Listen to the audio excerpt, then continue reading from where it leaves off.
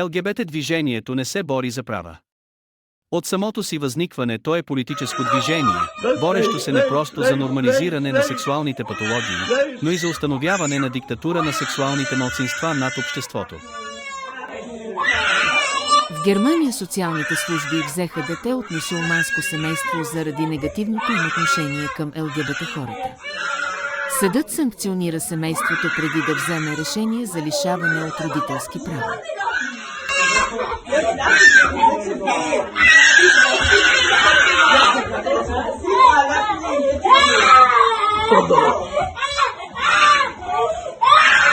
ما بتعملش هيك مدى ما بتعملش هيك مدى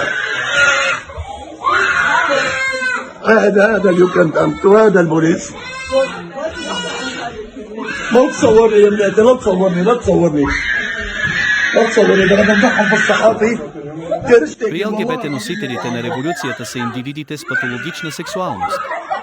Една от целите му е нормализиране на педофилията и много от създателите, дейците и спонсорите му, до ден днешен, са педофили.